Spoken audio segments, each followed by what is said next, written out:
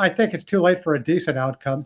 I think this war was a strategic mistake. President Trump rolled the dice, hoping that decapitation and shock and awe would force the Iranian regime to either collapse or capitulate.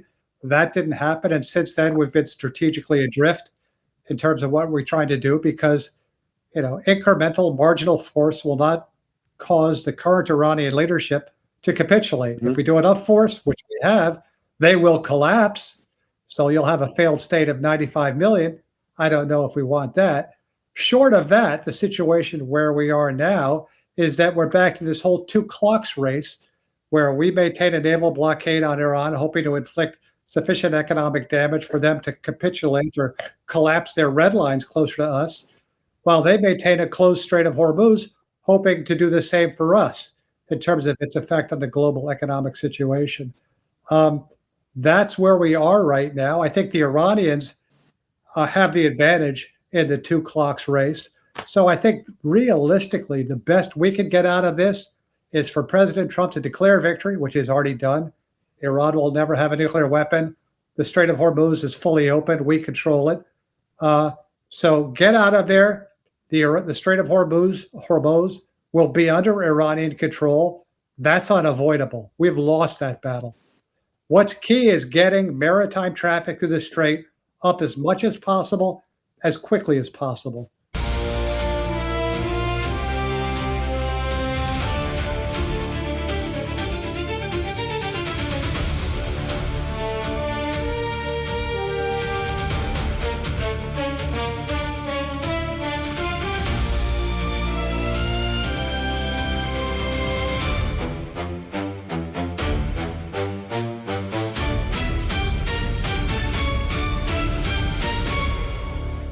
Welcome to the Oasis. I'm Dave DeRoche here at the Gulf International Forum in Washington. Today, our guest is Alan Eyre. Alan is known particularly in the Persian-speaking world. He was the first Persian language spokesman for the U.S. State Department. He has served in a variety of course, since he spoke Persian, he served in countries where Persian was not spoken because that's how we work with diplomats. But he had many other accomplishments. Amongst them, he was head of the consulate in Dubai, which is kind of a consulate, but also kind of our watching station on Iran. He also was the first political officer at the reopened U.S. Embassy in Kabul in 2001. And that in the old building, which I'm very familiar with, and I know you are as well. He is a graduate of Dartmouth College and has rather unorthodox path to his position of prominence. So we're going to be talking for an hour or so on the issues of Iran and the current security situation, what has been, what could have been, what is, and what may be. With Alan Eyre here on the Oasis. Okay, so Alan, so first thing I want to talk about is unusually for a senior U.S. government official, you have a bachelor's degree and you went to Dartmouth and studied literature, American literature, right? Was that the original thing or just literature in general? Well, I would first of all dispute the characterization that I studied anything in college. But to the extent that I did study anything, it was literature in general. One quick caveat, I actually was not the head of all of the consulate in Dubai. I was just the head of the Iranian office. My former consuls general, Jason Siberel and Jason Davis and Justin Siberel might get mad if they hear me claiming to be consul general. But yeah, I studied literature at Dartmouth. I liked reading, I still do. And the nice thing about English literature is no one can prove you wrong. So as long as you're able to argue well, you're going to get a B. Well, you know, there's this. I have never been to Dartmouth. I'm embarrassed to say, but the translator and the first U.S. consul in Jeddah. So basically, he was the first U.S. diplomat assigned to the Arab world. He later on, he's the Marine Corps colonel you see kneeling between Abdulaziz and Franklin Roosevelt, translating. he finished out his days as a professor of literature at Dartmouth and was a world expert on Swift. So there's this Dartmouth thread with literature and innovative languages, or at least novel languages within the U.S. government that hopefully one of our more scholarly people watching will be able to pull the thread on. What drew you to literature rather than, say, international relations or one of the more career focused fields? Well, to quote Mark Twain, I never let school get in the way of my education. So I tended to be underperforming as a student, both in high school and college. But I was fortunate enough to get into Dartmouth at a time when it was relatively easy, at least easier probably than it is now. And like I said, I liked reading and I liked arguing. And you can't argue about a mathematical equation. You're either right or you're wrong. And I never really liked math or wasn't good at it, unfortunately, because I have a real interest in it now. But I did like reading a lot of pleasure reading, though I often didn't do the assigned reading. And in fact, most of the time, I tended to argue about books I hadn't read yet, which made it even more exciting. But it was just fun to create meaning. And in fact, subsequently in my career, that's something I liked doing. I liked looking at phenomena, taking a guess as to what it meant and writing it all up and sending it in. So, sort of creating meaning out of chaos is the common denominator between reading literature and working in foreign policy, perhaps. Mm-hmm. And did you do any extracurricular when you were at Dartmouth, or debate or anything like that? Or I debated in high school. When I was in college, I was focused on squash. I really liked racket athlete. Playing squash, I was on the team, the varsity, for 3 years. So that was really the main focus of my undergraduate career, was playing squash, and I think playing guitar. I was going to be in a band after I finished college. So, as I said, I tell my daughters, my main regret in life is I really wasted what could have been a first-rate education at Dartmouth when I was there. Yeah, well, I tell you, squash is, it's remarkable. I know 3 or 4 people. I did not play squash till I was in graduate school, but I know a couple of people who attribute it as the first step in their career. And at least one guy who you see on CNN every Sunday says that he got his start in politics by playing squash in Philadelphia. Yeah. Well, it's funny, when I was young, playing squash, there was something we called American squash, where the dimensions of the court were different than the rest of the world. We called the squash everyone else played British squash, but in fact, we were the outlier. But then after I finished playing, like in the mid to late 80s, we switched to international squash, which is a much slower ball and a much bigger court. So it's more of an endurance thing. But when I was playing squash in college, I was playing with an incredibly fast ball on a much smaller court. So it was different. It was funny because when I was a diplomat, Senator Arlen Specter, the late Arlen Specter, loved playing squash, but he played with the old ball. So when he came around in a congressional delegation to wherever he was serving, I'd have to play with him, but would have to play with the old ball, which he brought with him, because that's what he used to. Yeah. Well, so the fellow I was referring to was Arlen's chief of staff, and of course,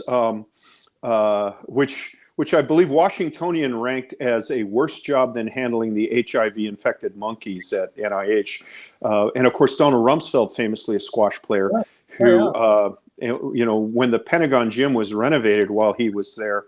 The military tends to gravitate towards racquetball. It's a more democratic sport, but the Pentagon gym had a disproportionate number of squash courts to racquetball courts, in part because of Secretary Rumsfeld. And occasionally when I was going to my squash match, I would notice that there were guys in suits watching another squash match, and that's because the secretary was playing. And very socially advancing. Yeah, it was enjoyable. Well, good. Well, enough squash. So kids, play squash or row if you want to get ahead. We always try to give young students some advice on that. So while you were at Dartmouth, that's where your interest in Persian poetry started. Is that correct? And what drew you to it? Well, again, you're young, you're sort of wavy, gravy, goofy. And I was interested in Sufi poetry. Again, there's a great saying. They say translation is treason. So if you're going to read poetry, you might as well read the original, because if you're reading a translation, it still might be good poetry, but it's different. Like, the guy who translated, was it Fitzgerald who translated? Edward Fitzgerald, not Yeah, Edmund. Yes. Yeah, it's totally different. Yeah, it's a good poem, but it's different. So I just started getting interested in that and sort of started to desultory, attempt to learn Persian, that as I got older, it became more and more of a hobby and eventually became a job. But your Persian was mostly self-taught. So after graduating, you moved to Los Angeles to learn it among the emigre community, or was there a job there, or was there just a mission? I was kicking around. I was a gopher for an actress. I was doing other scut work. So yeah, but there is a huge Iranian community in the Los Angeles area, and I started hanging with them, is where I learned a lot of it. Why the TV show My Uncle Napoleon? That's a great TV show because Doja Napoleon, My Uncle Napoleon, is pre-revolution, in the Shah's era, was an incredibly popular serial TV show. I think there were 8 episodes. That it came. Everyone knew it. Everyone knew the lines from it. So it was just an incredibly popular Persian TV show that not only helped with the language, it gave a lot of good expressions and figures of speech, but also it gave you, without being reductionist, different archetypes of Iranian personality. So it was a nice. I actually have a friend who wrote his graduate thesis on the expressions in My Uncle Napoleon. And originally was a book by a gentleman named Pezeshkian that's very good. But, I've heard that name somewhere. No, Pezeshkzad, excuse me. Excuse me. Pezeshkzad. I have trouble with names these days. So, it's just culturally, it's a very rich source of information about Irans and Iranians. And So I think what we're getting from this is what the anthropologists call the importance of deep learning in learning language. It's not just the clinical classroom knowing structures, verbs, and all that, but the language really is more effectively absorbed through culture and immersion in culture, and then the language as an adjunct to culture may be a more lasting or at least a different mode of language learning. Would you critique that argument, please? No, exactly right. But to me, the way I look at it is language is an organ of perception, right? And I'm speaking Persian, I'm a different person because it's just a different sort of avatar. And the thing about learning a language is it's a brute force situation. The more hours you put into it, the better you get. And you can only put hours into it, or at least I can only put hours into it if I want to learn the language. I've tried other languages with greater or lesser success, but Persian was the only language where I wanted to be fluent immediately. And it viscerally galled me that there were words I didn't know and phrases I didn't know. So, that's what allows you to spend thousands and thousands of hours to get good. Yeah. And then, of course, when you were the spokesman, you were able to draw on idioms and classical references and not just say the words, but put the words in a sort of cultural context, which I think contributed greatly to your effectiveness. I mean, you said that you carried around a notebook with different phrases and lines that you thought would be useful for the day or that just kept with you forever. And how did that work? I just carried it when I saw, because Persians, it helps make a point if you can refer to a figure of speech or a line from poetry. I mean, Persians, at least maybe until the last generation, I can't speak for younger Iranians now, but, the Persian educational system was based on memorization. And one of the things you memorized were poems. So, it's called mahfuzat, what you've memorized. Persians, Iranians had great memories. They had a lot of poems up here, and they, quoted from them to make the point. And so I would write these down when I found ones that resonated with me, not to use them necessarily, just because I found, it's like a source book. It's like in the old days where people would copy out passages from books that they found pithy or useful.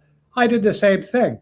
especially like Sa'adi, which has a lot of wisdom, Rumi, Khayyam, some quatrains. It's just a nice way of looking at things. Like I said, language is an organ of perception, and these were like pictures that I liked looking at. That makes sense. Okay, final literary question. When you were in Kabul, did you make it to Balkh to see the birthplace of Rumi? When I was there in late 2001, right after he invaded, I was part of the first wave who went back in the embassy. We couldn't leave. I mean, we were lucky because we could roam around Kabul. Yeah. But no, I couldn't leave Kabul. So I didn't go to Balkh. I didn't go to Bamiyan, which would have been beautiful. I didn't go to Lat, which would have been heaven on a stick. So, yeah, it was nice, but I never got that opportunity. Oh, okay. Well, that's one I've got over you then. All right, we're getting down to business now. So Okay. how you got brought into the State Department. So did you just take the exam and show up as a Persian speaker who was not Persian? How did that work? Yeah, I did. In late 1998, I'd been kicking around the Defense Department as a civil servant for a while. I had originally been a soldier for about 4 years back in the late 80s. So, yeah, I joined. I originally took the test, I think, in the 1980s and passed the written, which is the first part. Excuse me, failed the written, which is the first part. The second time I took the test, maybe early 90s, I passed the written, but I failed the oral, which is the second part. So, third time I passed both, and this is in 1998. At that point I was 50, 60, 78, 40 years old. So I joined the State Department, in 1998. And at that point I spoke good Persian, knew a lot about Iran.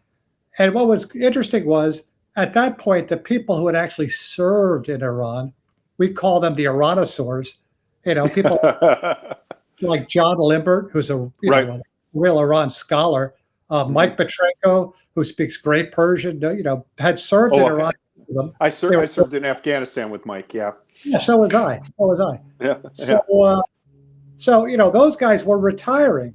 So it's like that old joke about the two hikers who see the bear, and the one hiker starts putting on sneakers, and the other hiker says, "You'll never be able to outrun the bear," and he says, "I don't have to outrun the bear. I just have to outrun you."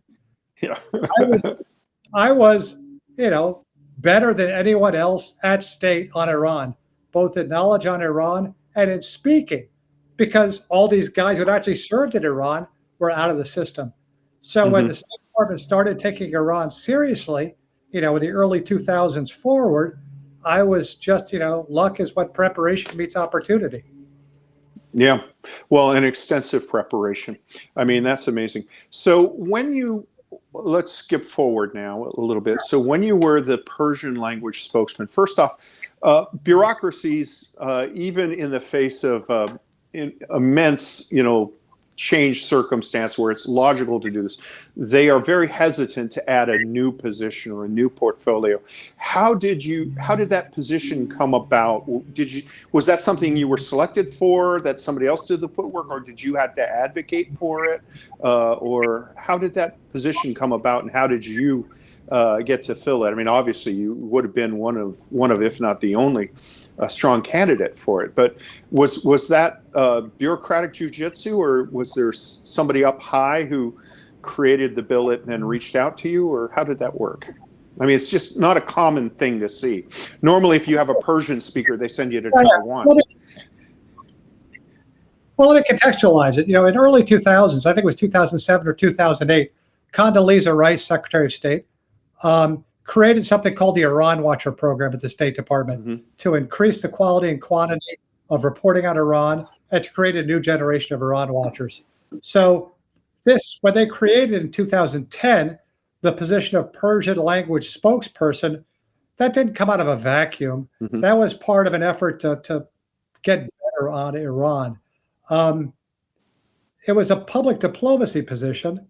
So the people in public diplomacy contacted me and said, "We're creating this position," but and at that point it wasn't a full-time position. At that point, I was the head of IRPO, the Iran Regional Presence Office at the US Consulate in Dubai, which, because we don't have diplomatic presence in Iran, it's sort of like that in the sense that it's reporting on Iran. It's as part of this Iran Watcher program.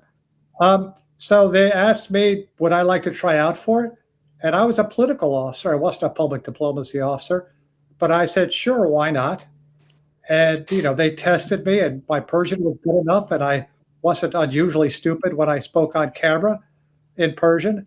So they gave it to me as an ancillary duty, and I did it as an adjunct to my other duties, because at that time, not only was I the head of IRPO, but I was also in the newly formed nuclear negotiating team for a nuclear negotiation that started around 2010. I originally was going to be the translator for bilateral talks with Iran. And also I was the subject matter expert. This is back when Bill Burns was the number 3 at State Department. And he was leading the negotiation with Iran as part of the P5+1 process. So I was the subject matter expert for Iran for the delegation. And then I became Persian language spokesperson. And what happened was in 2013, when Rouhani got elected president, when Obama talked to Rouhani, when Zarif was foreign minister, and when this pace of negotiations really picked up, bilateral negotiations with Iran, at that point I had access to Iranian media. Prior, from 2010 to 2013, I was just dealing with expatriate Iranian media, like Voice of America Persian, BBC Persian. But in 2013, I got to access Iranian media, and that was when it really took off. So, and then they transferred the position to a full-time position in London in 2013, and I got that position. But after I finished that in 2016, they did away with the position. So there hasn't been a full-time Persian language spokesperson for the State Department since I did it. I was the first, last, and only. Well, too bad, because we need one. It's a tough act to follow. What did that experience teach you about how Iranians perceive the U.S., and what does Washington get wrong about Iran? What could we do to our messaging to get it right? So it's 2 questions, really. What did that position teach you about how Iranians perceive the U.S.? Well, first of all, you can't make generalizations about Iranians. I dare you to make one generalization about Americans, Canadians, Swedes, Finns. So that's part of the problem, is that Iranian policymakers tend to treat Iran as this homogeneous mass. It's not. And that was one of the benefits of direct negotiations with Iran in 2013, which is when American policymakers were talking face to face, were interacting with Iranian officials. Perforce, a lot of these mental shortcuts got blown away. So, and again, I've been dealing with Iranians for a long time. All my friends, it's not all, but many of my friends had been Iranian Americans for a long time. So, interacting with Iranian media was not really surprising to me. But what I took as important was not just translating the talking points from English into Persian and then delivering them like Moses delivering the tablets. Yeah. Here are U.S. policy positions, read and, obey. Yeah. But because as part of my job as head of IRPO, I was monitoring Iranian press. I was reading Iranian press and watching it hours a day. The point was to insert yourself in existing conversations, to use words and phrases and outlooks that were already being used in the Iranian conversation. So that was what I tried to do, which is sort of be another Iranian language voice in an ongoing conversation, as opposed to this, essentially different thing being jammed into Iranian conversations. Yeah, no, it makes sense. Let's and then what is Washington doing wrong about our messaging to Iran? What could we improve on? We don't message at all. Yeah. I mean, again, I don't want to spend too much time, but the Trump administration's messaging to the Iranians is woefully inadequate. But here's a key point: we're a superpower. We're used to being a superpower, so we don't do empathy. Empathy works when there's a relatively equal power balance, and you need to get something through negotiation, right? Yeah. Where I want something from you, I need to sort of walk a mile in your shoes. I need to understand how you see things, what's important to you. what your sort of strategic umwelt is, Mhm. right? US isn't used to doing that because of the disproportionate economic and military power we have. We have always, in this administration more so than most, says leap, expecting the other side to say how high, Yeah. right? You know, so we don't do empathy. We're not trying to win Iranian hearts and minds. One of the signal failures, in my personal opinion, of the Trump administration is that we have just thought that if we use force, maximum pressure, economic force, or operation, whatever it's called, epic fury, uh, that we could get Iran to capitulate. So we don't need to be empathetic. We don't need to try to put things in their language, right? That hasn't worked. And now it's too late. I don't care how good your talking point is in Persian right now.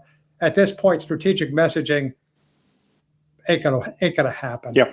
So had we tried that earlier, and there still are many good Iran experts in the US government. It wasn't just me, right? It's a huge apparatus, right? There's thousands and thousands of people who spend their career focusing on Iran. Now, unfortunately, a vast minority of them speak fluent Persian, which I think is an essential prerequisite. There's still a lot, though, and there's still people who can all add a piece, and help with their expertise. The problem is this administration isn't seeking expertise. Yeah. It's quite frustrating. I mean, the most sympathetic take on this administration is that they are seeking to tightly control the message, enforcing message discipline to the point where there is no message. I mean, honestly, or very rarely is there a message, and that message is usually, this is what we want you to do it. Well, there's no message discipline. You're right, because there's no message. But it's not like they have message discipline. It's the exact opposite. It's message anarchy. Yeah. Where one day the Iranian people are the Iranian leaders are the best people ever. The next day they're scum. Yeah. One day, hold on, we're coming to save you. The next day is, hey, buddy, you're on your own. So no, that's the problem. Not discipline in themes. Discipline as in who delivers the message. I'm sorry. Yeah, exactly. Yeah, no, the themes, I agree, are personalized, and they belong to somebody who is most politely described as mercurial. Well, that brings us to the next topic, which is the war.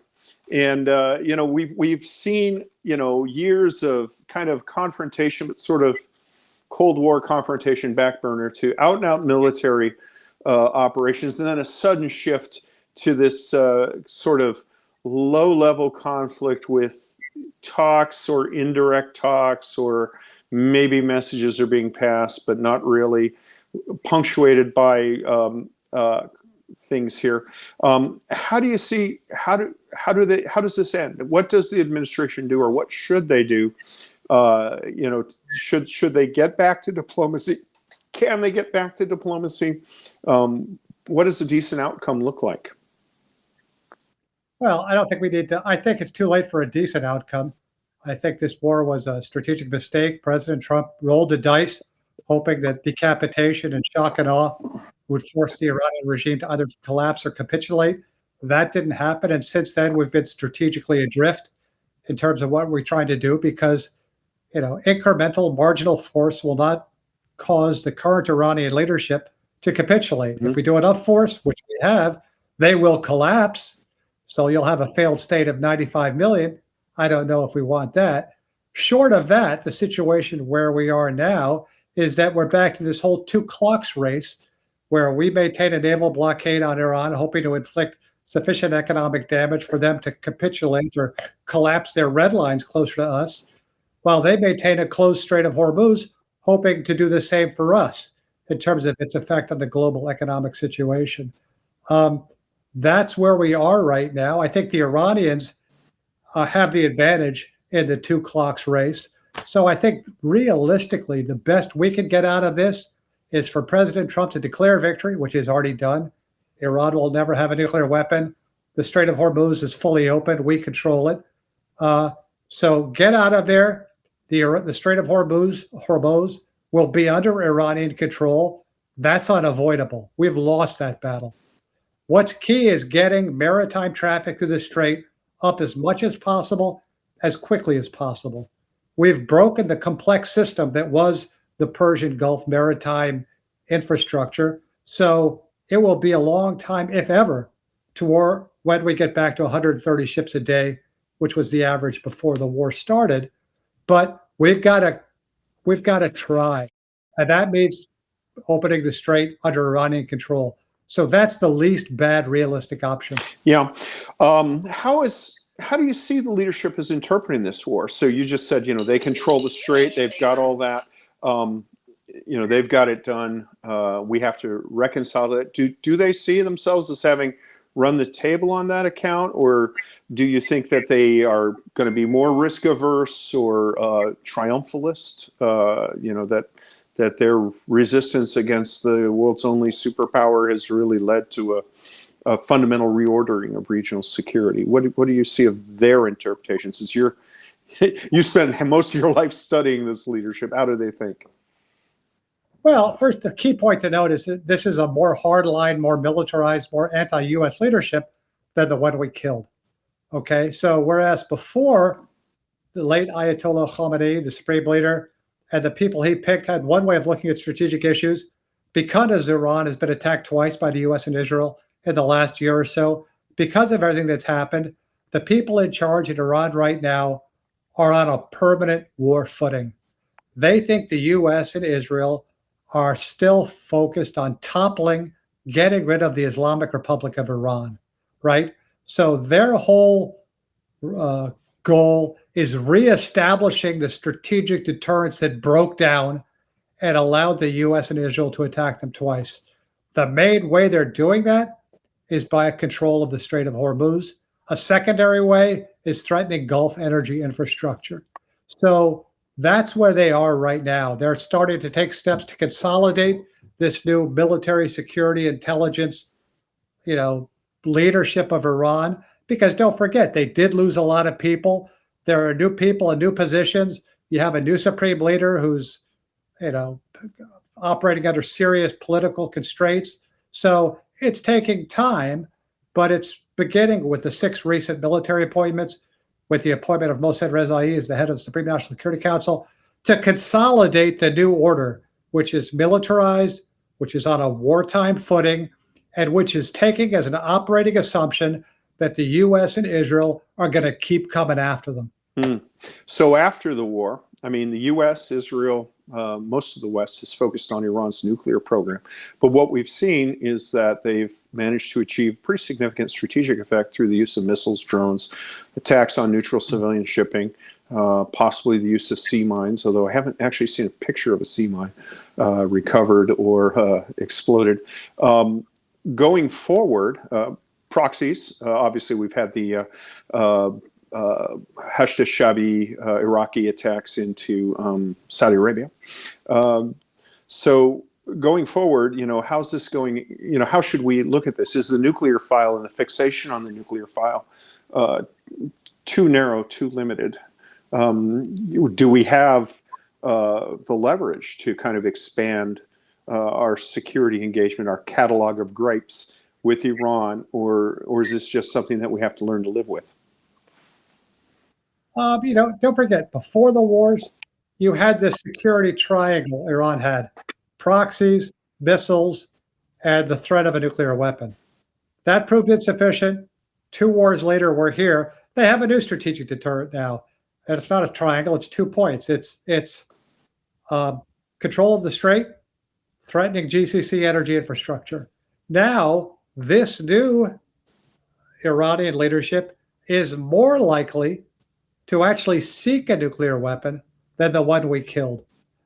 Before the February 28th war, or before the June 2025 war, more accurately, Iran was content to be a nuclear hedge state. It had the infrastructure it needed to build a nuclear weapon, but it didn't want to. It wanted the capability. Since those 2 wars, it could well be that the new Iranian leadership will decide hedging didn't work, we need a nuclear weapon. So that's a threat. In terms of regional stability, none of the Gulf countries are going to forsake, American TO&E, American military infrastructure. I don't think any of the GCC countries are going to kick out the bases they have, or Jordan kick out the bases, but they're becoming hedgers in terms of other alliances, which is why you're seeing a Turkey, Pakistan, Saudi agreement that might expand to include Egypt, which is why you're seeing the UAE move closer to Israel and the United States, because these GCC countries have realized that which they thought would protect them, the U.S. security umbrella didn't and won't. So, yeah, it's a complex system. We broke it.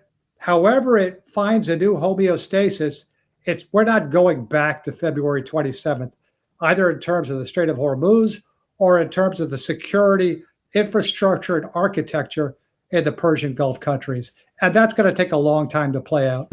So full marks for using TO&E. First time I've heard the phrase in 10 years. Table of Organization and Equipment. It's a U.S. military, refers to the standard and organization.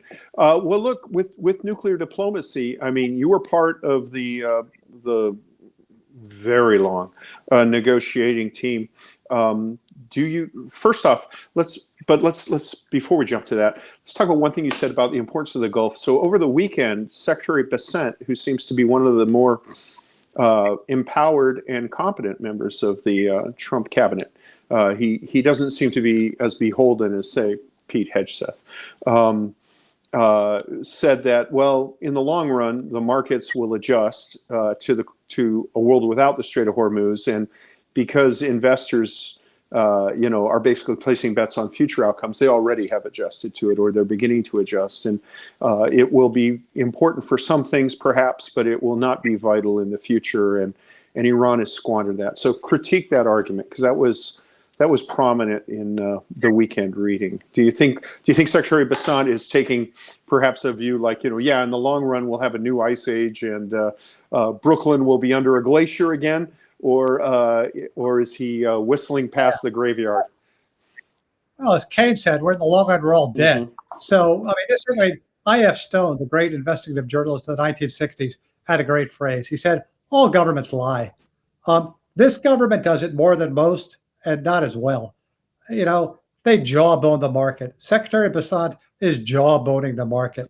Yeah, obviously, we'll find workarounds, but those workarounds will be more expensive and logistically harder. It's like water seeking the lowest course.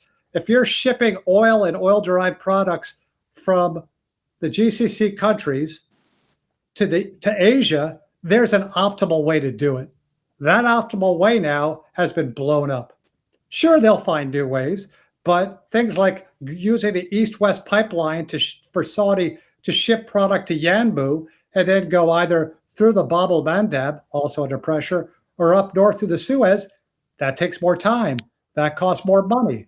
These VLCCs, the big, very large cargo containers, whatever the acronym stands for, they move at the speed of a fast bicycle, right? And every day on the water costs money. So, yeah, Secretary Bessent is right, sort of. I mean, the market's already trying to find workarounds. But, one of the many things that surprises me and people who are far more competent in commodities than I am is how placid the market is, given what's going on. The price of oil. Mm-hmm. Now, the price of diesel, the crack spreads, the diesel crack spreads, the 1, 2, 3, the differentials between what oil costs and what oil derivatives costs are really starting to spread. We're getting close to the bare minimum in our strategic petroleum reserve. So I think parts of the market are waking up to what could be a really hellish economic scenario if the strait remains closed or constrained. But no, I don't think I think the secretary has got his timelines messed up. Yeah, in the long run, things will work out in the sense that it won't matter because median temperature will be up 5 degrees and we'll all be burning, But for the short and midterm, it ain't going to work out that quickly. Yeah. So I'm going to shift to nuclear diplomacy. Before I do, though, since you were so involved in this, and people like us who live in this world sometimes forget this is a general-oriented. Could you explain why Ernest Moniz, the Secretary of Energy, was such a big part of that delegation? Because most Americans don't know who the Secretary of Energy is. Why was he involved in the delegation? Whether, yeah, we had, and again, present company excluded, we had an all-star team U.S. delegation when we were negotiating with Iranians. It was led by Wendy Sherman, who was the single most impressive public servant in my 40 years I've ever had the privilege to work under. You had other great people, Richard Nephew, Adam Zubin. I'm not going to name them all. But yeah, I mean, we needed a closer, right? The Secretary of Energy wasn't there the whole time, but when things were close on a specific issue, then we would, break glass in case of emergency, would call in John Kerry, the Secretary of State, who was an incredible in terms of his dedication, his willingness to stay on seat. A lot of, secretaries of state, they just want to be called to cut the ribbon and give a speech. This guy spent like 2 weeks, I think, at one point in Vienna, just trying to close the deal. The Secretary of Energy was good, not just because he had the power to deliver, but also because he had gone to MIT, or he had a common background with the head of the Atomic Energy Agency of Iran, Salehi, who at one point had been foreign minister. So Iran had their best people, but I mean best people, I mean the people who could make a decision on the spot, right? The people who were empowered.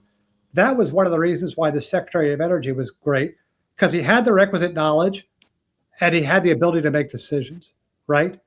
And so Iran had the same side. So yeah, he was unique in his ability to sit there with Salehi and find a way that both sides could agree on. So that was, important. Okay. And again, that plays to the role of expertise, Right. And I don't say this is a partisan matter. So what's his name? Kushner, Witkoff. I'm sure they're very good at what they spent most of their life doing, but they're not diplomats. Mm-hmm. And diplomatic negotiations are different than real estate deals, right? Yep. So you can have them at the top of an institution, but you need the experts below them, to do the real scut work. And I don't see that we're doing that, which is why the U.S. has outsourced diplomacy to Pakistan, to Qatar, to Turkey, Mm-hmm. to Oman. Yeah. And bureaucratically, of course, and most people don't know this, but nuclear warheads in the United States are made by the Department of Energy, not the Department of Defense. Yeah. So Ernest Moniz builds the warheads, and then the Department of Defense puts them on a missile or drops them from an airplane. So can nuclear diplomacy still succeed? Has the well been poisoned, or is there a possibility to revive this? I mean, look, there's a possibility that I'll spontaneously combust, in the next 30 seconds. But as a practical matter, no, diplomacy is deader than vaudeville. I think it highly unlikely that this Trump administration will reach a deal with Iran better than Obama's, as good as Obama's, worse than Obama's, that in any way puts Iran's nuclear program back in a box. Because don't forget, when we did this, the Obama administration, Iran's nuclear program was pretty rudimentary. It was diversified. It was spread out. They knew how to enrich, but they just had these IR-1, centrifuges, which were pretty basic. And we were able to trap them in to a very basic level of nuclear competency, in terms of the nuclear program. When President Trump ripped up the JCPOA unilaterally in 2018 in the hopes of maximum pressure, getting a better deal, Iran, as a signaling method, started increasing its nuclear activities. More centrifuges, better centrifuges, higher degrees of enrichment. So putting that back in the same box that the JCPOA had put it in, very unlikely, even if we had really competent U.S. negotiators. So I think that this U.S. administration has kicked the nuclear can so far down the road that it will take the off-ramp before it even reaches it. It just wants a deal on the Strait of Hormuz. It can claim Iran will never get a nuclear weapon, or as the White House press spokesperson said recently, Iran will never get a nuclear weapon during the Trump administration. But no, I don't think a nuclear deal is possible. What was the greatest? One of the arguments going out here is that if the 2016 agreement were kept in place, everything would be great. What was the greatest flaw in the 2016 agreement, or what would you have liked to tinker with a little bit more, perfect in the 2016 agreement that you didn't managed to succeed with? Negotiations is the art of the possible. Mm-hmm. As President Obama said, he would have preferred not to have one spinning centrifuge.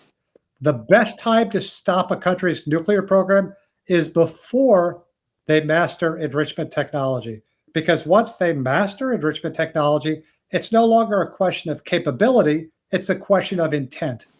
The US government tends to wait to deal with the problem until it's right here, until it's above the fold on the newspaper, until it's the lead story in the evening news, or until it's viral. So we waited too long to deal with the Iranian nuclear issue in a serious, sustained manner, just like we did with North Korea. So what was possible? President Obama caved on indigenous Iranian enrichment because he felt he had to.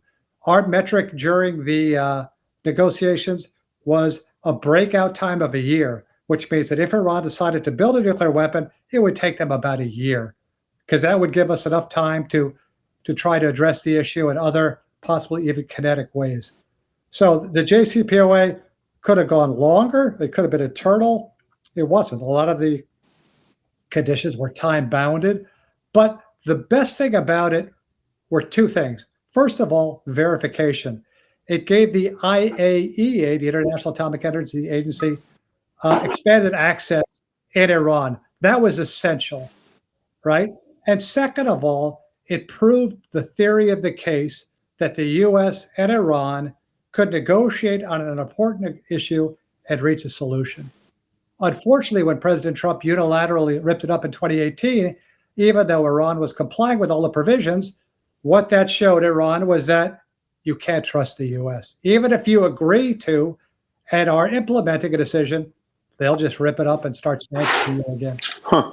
What was the impact at the time? I'm sorry to go back to this, but I remember when during the negotiations, Senator Cotton and a number of others wrote to the Supreme Leader and said, hey, if this is not a ratified, Senate ratified treaty, what President Trump will do will happen. And I remember at the time, people were arguing that this was a violation of the Logan Act, that it was treasonous conduct and all that. Did that have any impact there, or did that stick with it? Because the narrative that we hear is that this was something akin to a treaty that was withdrawn from. And of course, you've had members of Congress saying, can we get a copy of this? And well, it's not even an executive agreement. So how do we square that? I mean, the common narrative is that this is a treaty that was ripped up and set on fire. Was that discussion of the lack of permanence in there, and how did you address that, and how did the Iranians interpret it? Well, two things. First of all, it wasn't a treaty because Obama correctly assessed that given the polarized political atmosphere, it wasn't going to get Senate ratification. Mm-hmm. But it was still binding because it was a binding UNSCR resolution. The JCPOA agreement was codified at a Security Council resolution that was binding, that was mandatory. The U.S. belongs to the UN, so in one way it was compulsory, right? So, but you're right. I mean, and the Iranians follow U.S. news with a granular focus. Mm-hmm. So they're very aware of all the partisan waves and issues happening in the U.S. at any given time. You can see that in the messaging that Iran has done in this most recent war. People like Ghalibaf, the Speaker of the Iranian Majlis, tracking Trump administration deals based on markets opening and closing. So they follow the U.S. very closely. They're aware of what's possible, and they're also aware of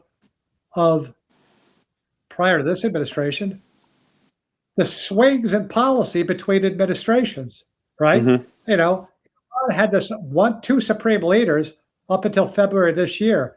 Khamenei was there since 1989 as supreme leader. Before that, he was president. The U.S. every 4 or 8 years, there can be policy variations, although the Iranian policy has been relatively constant. But then again, even within this latest Trump administration, you have policy swings within the Trump administration temporarily. So what Iran has followed from that letter is that, again, and this, with military experience, you don't plan based on an enemy's intentions. you plan based on their capabilities. So Iran doesn't do strategic planning based on what any US president says. They do it based on what US administrations do. And all they have seen, especially since, the last 10, 20 years, sanctions and pressure. Hmm. They play accordingly. Yeah. Let's talk about, there is a U.S. blind spot towards Iran. I mean, there seems to be an enmity. One of the things that is always remarkable to me is, the United States lost 58,000 soldiers in Vietnam. And I deployed to Afghanistan with a backpack and a holster that was made in Vietnam. We give Vietnam Coast Guard cutters. Iran, there is a death count you could attribute to it, but it's it's not 58,000. It's about 630, I think, and you could get to about 1,500 if you really generously add things like Hobart Towers. But I argue that we have this emotive response, I think, because of hostages. And one of the issues with the JCPOA was it was concluded while Iran was still holding Americans hostage. Was that an issue that was discussed? Was it just too hard? Was it felt that it would have been in the wake of an agreement, perhaps it could be resolved, or did it just fall through the cracks? So how did that shake out? Or if you're at liberty to discuss it? Well, first of all, you're exactly right in terms of the traumatic collective effect of the hostage crisis on people who are still in government. Again, play the timelines. The people in government now, many of them, remember seeing every night on Ted Koppel's Nightline pictures of U.S. diplomats tied up, blindfolded, pushed around. That was a scarring experience for us. And, one of the few constants, as you point out, of U.S. policy over the last 4 decades has been enmity to Iran. No U.S. congressperson stands up giving a speech saying, I think we've been too tough on Iran. We need to try a little love, right? Mm-hmm. It's all sanctions, pressure, threats.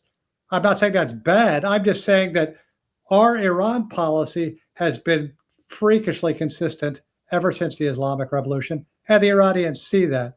In terms of the negotiations and the people being held by the Iranians, there were side discussions. That was obviously not an agenda issue because the JCPOA, or those P5+1 negotiations, which don't forget were multilateral negotiations, all the UNSC permanent security members, Germany, the EU, and Iran, that was purely focused on one issue, because the more issues you try to jam into it, the harder it gets. People go, why didn't you talk about human rights or proxies or missiles? Because we wouldn't have gotten an agreement, okay? But there were side discussions going on during the time, those 5 years. Hostages were released far too late and far too few. One of the horrible things that Iran does, is that they take people and things hostage. Right now, they've got the Strait of Hormuz hostage. They're still U.S. citizens, I assume, I think. Mm-hmm. I know, actually. Being held in Iran as hostage, which they see as currency, right? So there were discussions. I was not a part of those discussions and have no details. But, the State Department, at least up until this last administration, this current administration, and I can't speak for them one way or the other, has always put a priority on getting American citizens, out of harm's way. But, the Iranians capture them and hold them for a reason. Yeah. Well, so we've got bad history. We've got distrust on both sides. We've got mutual enmity. We've got basically every negative accusation that can be thrown at each other has been thrown at each other, to include accusations about the senior leaders' personal and private lives. And we've got active warfare. What does the future look like? Can there be a Franco-German-like reconciliation where these armies, in some instances regiments that have fought each other repeatedly over 150 years, are now under a unified command? Will there be a Cold War or a disengagement? What do you see? You're an expert. Go out on a limb and give us your gut feeling. What's your spider sense tell you? Well, Dave, there's a good saying in Latin, natura non facit saltum. Nature does not proceed by leaps. So people, when they make predictions, tend to straight line the present. And as I said, one of the distinguishing characteristics of the bilateral relationship is its unchanging nature, which shows to me that the U.S.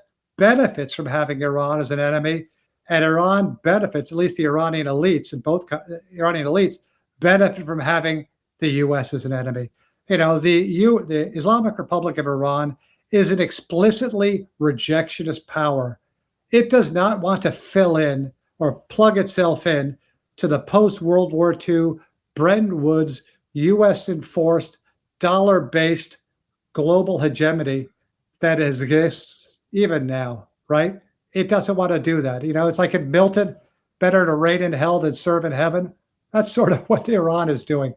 They've, in their eyes, and this is not peculiar to the Islamic Republic, this is a 5,000-year-old civilization surrounded by many countries that were created, you know, as a result of the Sykes-Picot Agreement. They see themselves as the natural hegemon of the Persian Gulf, okay? So the essence of their foreign policy is we should be regional hegemon, not the United States and the Fifth Fleet. So that's the tension between the two countries. Is it going to change? I don't think so, not for at least in the short or the midterm. Long-term predictions are more an expression of personality than sort of predictive capability. Obviously, everything will change at one point. You mentioned Vietnam, right? You know, at some point we can find ourselves allied with Iran. You know, at one point I used to say the day that the IRGC makes more money by being our friends than being our enemies, then there'll be a phase change in the relationship. That's still true to an extent, I think, and that's not going to happen because, again, the U.S. benefits from having this almost, you know, textbook enemy that they can, you know, spend defense dollars on. You know, how many billions of dollars of weapons have we sold into the GCC to, you know, against the Iranian threat? A lot. You know, who's making money in this latest war? Defense contractors and energy companies. So, yeah, I don't see a change. I mean, the one thing I am most worried about in the mid is Iranian collapse. Their economy was very weak before, and the current leadership is not going to, you know, look at economic indices and say, okay, we give up. We will do what you said, the United States. They're on the hill that they're going to die on.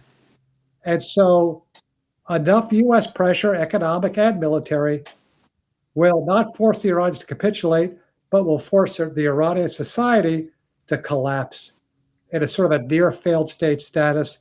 And that's not going to benefit anybody. Yeah. Well, on that pleasant note, look, this has been a wide-ranging discussion, perhaps a little bit too much squash, but I argue you never can have enough. We've had literary quotations in both Persian and Latin, which is a first. We've discussed the great Sufi poets and the nuclear negotiations. And I think I thank our guest, Alan Eyre, for such a broad-ranging, free and open discussion of what is the issue A, B, and C here in Washington. It's been a good one. Thank you, Alan. And for all of us at Gulf International Forum, we'll see you next time at the Oasis.